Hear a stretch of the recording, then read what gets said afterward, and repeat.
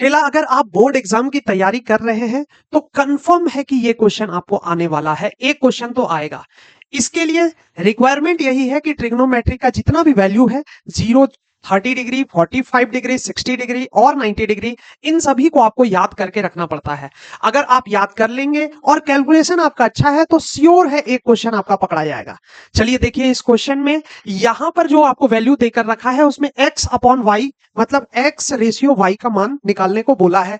इसके लिए यहां पर दिया हुआ जितना भी वैल्यू है उन सभी का वैल्यू आपको पहले याद रखना चाहिए, जिसमें आपको सिर्फ दिख रहा है चेला tan 30 का वैल्यू है। तो tan 30 का वैल्यू हम लोगों को पता है 1/√3 होता है, जबकि यहां रिक्वायरमेंट tan स्क्वायर 30 का भी है, तो इसलिए हम लोग tan स्क्वायर 30 का भी वैल्यू निकाल लेंगे। इसके बाद इन सभी को वैल्यू इस क्वेश्चन में पुट कर देना है और पुट करने के बाद यहां पर देखिए पुट किया गया है, तो tan 30 हो, tan स्क्वायर 30 हो, जहां जहां वैल्यू है उसको हम लोग रख दिए हैं और फिर कैलकुलेट किए हैं। तो कैलकुलेट किए हैं तो ऊपर वाला हिस्सा देखिए चला कट जाएगा, नीचे वाला फ्रैक्शन का एडिशन है, एलसीएम लेके सॉल्व कर देंगे। यहां पर देखिए सॉल्व किया हुआ है और फिर उसके बाद नीचे वाला ऊपर चल जाएगा, तो देखिए 3 ऊपर चला गया, यहां का भी 3 ऊपर चला गया और फिर इस हिसाब से फिर देखते हैं तो 3 कैंसिल हो जाने वाला है चला।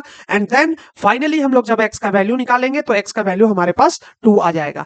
ऐसा ही क्वेश्चन अगर दूसरा नंबर मिल जाए तो फटाफट से इस क्वेश्चन को मन में सोचो, सॉल्व करो, आंसर आ गया कमेंट में बताओ। अगर ये चीज क्लियर हो गया तो देखो इस क्वेश्चन में एकदम हूबहू ऐसा ही क्वेश्चन है जो हर साल आता ही आता है। यहां चला k का वैल्यू निकालने को बोला है, लेकिन ध्यान रखना यहां 4k है। जनरली बच्चे मिस्टेक कर जाते हैं, तो सबसे पहले हम लोगों को tan 60 का वैल्यू, cos x 30 का वैल्यू और tan 30 का वैल्यू लिख लेना है। अगर हम लोग ये लिख लेते हैं उसके बाद चूंकि हम लोगों को स्क्वायर निकालना है चला, तो हम लोग स्क्वायर निकाल के अपने पास रख लिए है ना, और फिर इस इक्वेशन में पुट करेंगे चला, तो सबको जहां जहां जो वैल्यू का डिमांड है सबको रख दिए। अब ये सिंपल बना दिए, सिंपल बनाने के बाद इसको जब चला सिंप्लीफाई करेंगे तो यहां पर हमारे पास आ जाएगा k का वैल्यू -11/12। सिंपल फ्रैक्शन का एडिशन है चला। ऐसा ही क्वेश्चन यहां पर देखो इस तरीके से क्वेश्चन को पूछा है और यहां चला x + 2y का वैल्यू निकालने को बोला है, x + 2y का वैल्यू निकालने को बोला है। तो फिर से हम लोगों को डाटा याद रखना होगा, cos 60, cos 0, sin 30, cot 45, इन सभी का वैल्यू हम लोगों को निकालना होगा चला। अगर हमको ये निकालने आ गया तो डायरेक्टली हम लोग पुट करेंगे, तो पुट करने पे यहां जहां भी वैल्यू है सबका वैल्यू को पुट कर दिए, थोड़ा सा सिंप्लीफाई किए, इसको सिंप्लीफाई करके लिख दिया -1/2, फिर उसको राइट तरफ भेज देंगे चला। तो राइट तरफ भेज दिए तो इसको सॉल्व करके फ्रैक्शन में 7/2 लाए हैं, फिर नीचे यहां इसका एलसीएम ले लेंगे, तो एलसीएम लेंगे ऑटोमेटिक हमारे पास x + 2y आएगा।